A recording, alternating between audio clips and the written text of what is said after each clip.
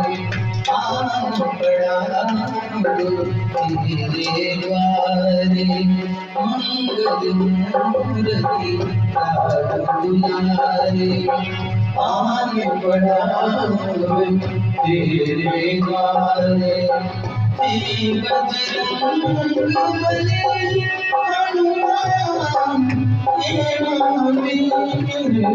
करो कल्याण करो कल्याण मंगल मूर्ति दुलारे आदि बड़ा तेरे द्वारे बजरंग बली हनुमान महावीर करो कल्याण हे महावीर करो कल्याण।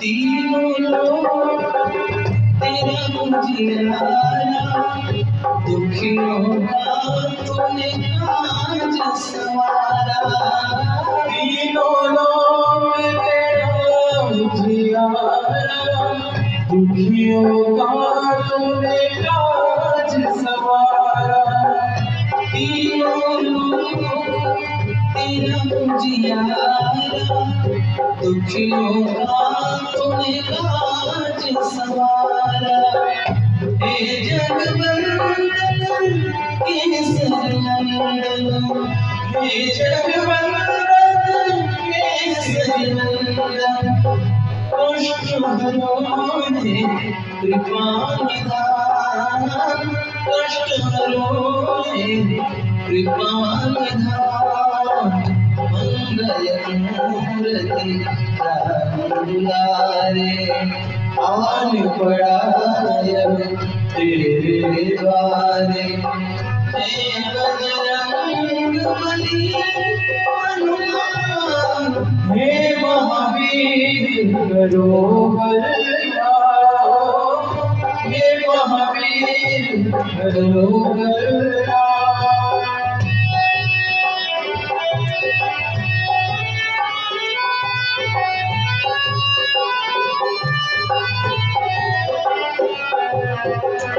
तेरे द्वारे जो भी आया खाली नहीं कोई लौटाया तेरे द्वारे जो भी आया खाली नहीं कोई लौटाया दुर्गम बना मनहारे दुर्गम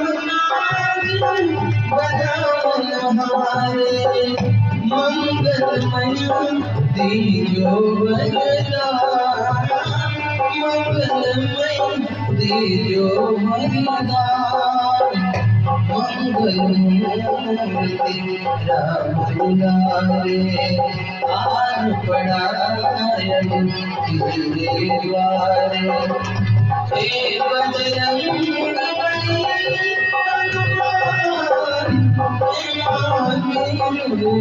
करो कल्याण हे महावीर करो कल्याण।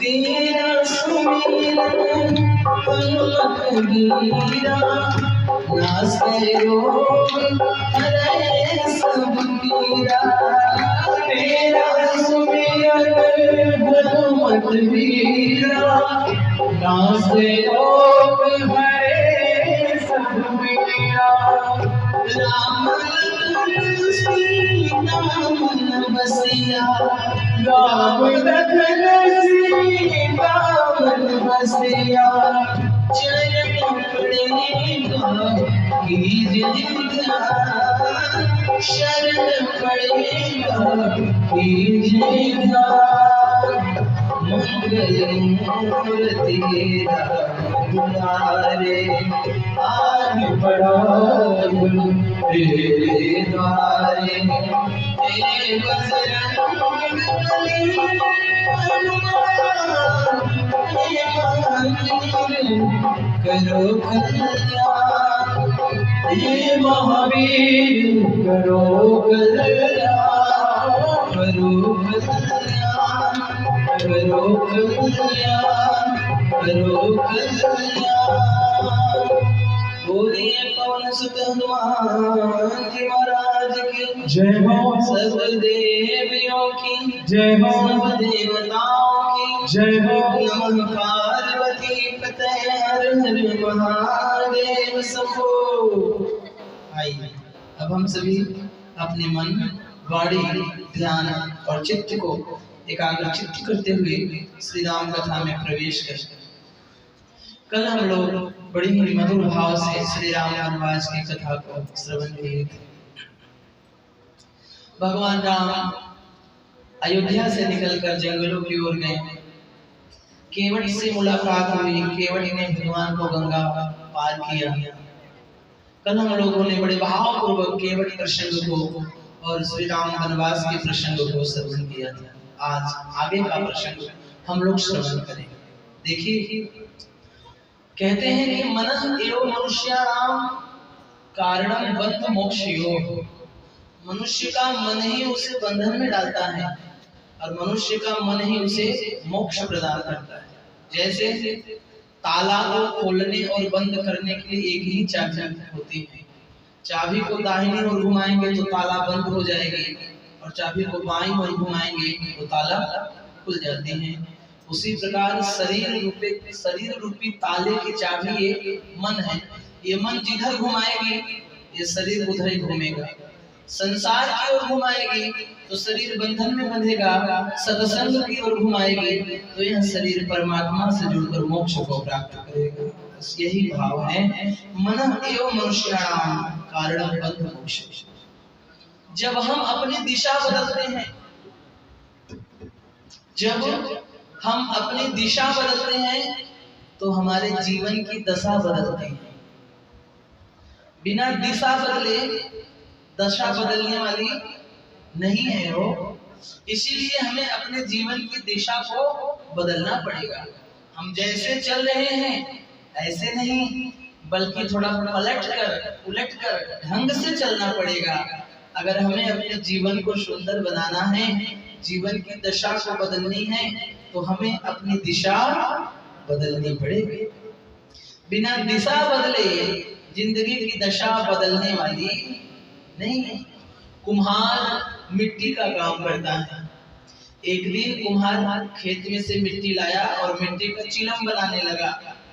चिलम बनाया और बाजार में चिलम बेचता था। रोज का यही काम था। एक दिन कुम्हार के मन में ना जाने क्या सूझा, चिलम का आकार ही बदलने लगा। तो मिट्टी ने पूछा कि साहब मुझे क्या बना रहे हो? तो कुम्हार बोला कि अब मैं तुम्हें घड़ा बना रहा हूँ।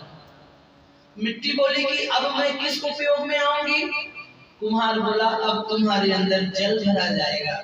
तो मिट्टी बोली अरे आपने मेरा आकार क्या बदला? मेरा तो प्रकार ही बदल गया। आपने मेरी दिशा क्या बदली? मेरी तो दशा ही बदल गई। कुम्हार बोला कैसे? मिट्टी बोली कि अब तक आप मुझे चिलम बनाते थे, लोग मुझे अपने घर ले जाते थे, मेरे अंदर लोग तंबाकू डालते थे, आग डालते थे, मैं जलती थी और जो मुझे पीता था वो भी जलता था। लेकिन आज आपने मुझे घड़ा बना दिया, अब मेरे अंदर जल भरा जाएगा, अब मैं भी ठंडी रहूंगी और जो मेरा जल पिएगा वो भी ठंडा रहेगा। तो दशा कब बदलेगी? जब हम अपनी दिशा बदलेंगे। आज इंसान घर बदल दे रहा है, दुकान बदल दे रहा है, रिश्तेदार बदल दे रहा है, कपड़े बदल दे रहा है, भगवान तक को बदल दे रहा है, लेकिन फिर भी जीवन में सुख नहीं मिल रहा है। क्यों? क्योंकि भैया जब तक हम अपने आप को नहीं बदलेंगे तब तक जीवन में सुख मिलने वाला नहीं। घर बदलो, दुकान बदलो, मकान बदलो, किराएदार बदलो, रिश्तेदार बदलो, कपड़े बदलो, व्यवहार बदलो, लेकिन जब तक अपने आप को नहीं बदलोगे तब तक चाहे जहां रहो जीवन में शांति आने वाली नहीं। इसीलिए महाराज हमें अपने आप को बदलना पड़ेगा, अपने आप को हमें सत्मार्ग और सत्कर्म के मार्ग पर ले जाना पड़ेगा। भगवान राम अभी तक अयोध्या में थे, राजघराने में थे, लेकिन आज अयोध्या से निकले महात्माओं की संगति में पहुंचे। भगवान राम जंगलों में गए हैं, महात्माओं की संगति किए हैं, सत्संग किए हैं, तब जाके उनके जीवन में संस्कार आया है और तब जाके वे श्री राम बनकर आज संसार भर में पूजे जा रहे हैं।